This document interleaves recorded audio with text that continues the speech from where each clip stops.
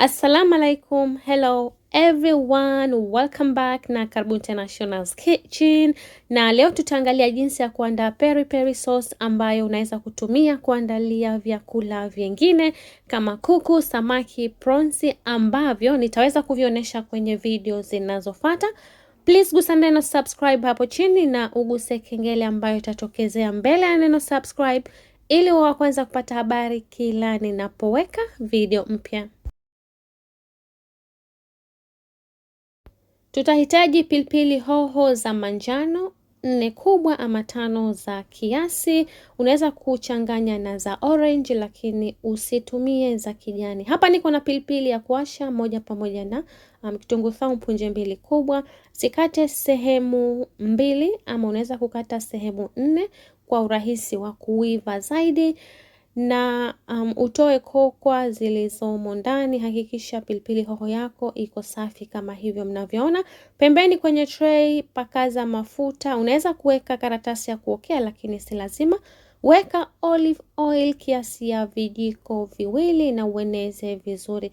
Na baada hapo zipange hoho zako pamoja na pilipili, kitunguu saumu na uoke kwenye oven moto 180 kwa dakika zisizopungua 30 au 40, inategemea na oven yako. Lakini hoho zako zikiwa tayari zitaonekana kama hivi. Hakikisha hazijaungua lakini zimelainika vizuri, na unapo jaribu kutoa ngozi yake inakuwa inatoka kirahisi.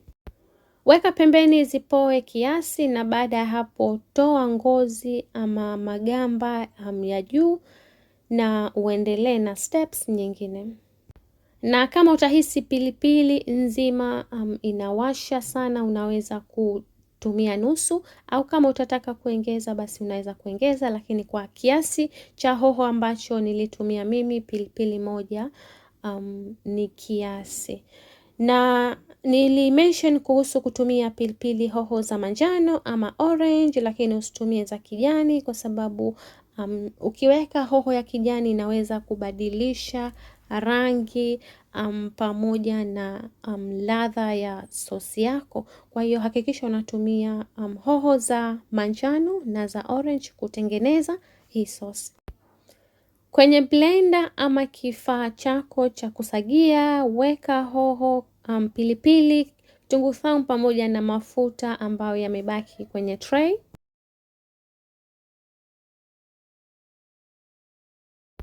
Tumia maji ya uvuguvugu kikombe 1.5. Hapa niko na chicken flavor ambayo nitaenda kutumia vijiko 2. Kama utatumia chicken flavor ama flavor yoyote, hakikisha kama ina chumvi unaweka kwa kiasi.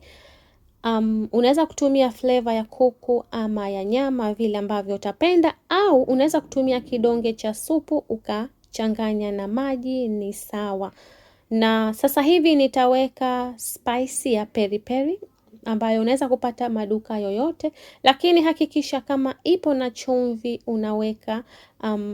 Mahitaji mengine yalo na chumvi kiasi. Ya kwangu haikuwa na chumvi, nimeweka kijiko 1.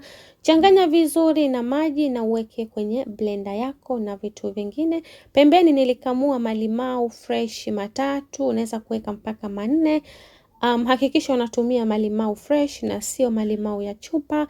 Saga vizuri na peri peri sauce yako imemaliza na ipo tayari kuandalia vyakula vingine, ama unaweza kumrowekea nyama ama kuku, ama kupika kwa ajili ya sauce ya kula na vyakula vingine ambavyo nitaweza kuvionyesha kwenye video zinazofuata. Asanteni sana kwa kuangalia. I hope umeenjoy na utajaribu. Please usisahau kucomment pamoja na kushare na marafiki zako. Asanteni sana na tuonane tena kwenye video nyingine.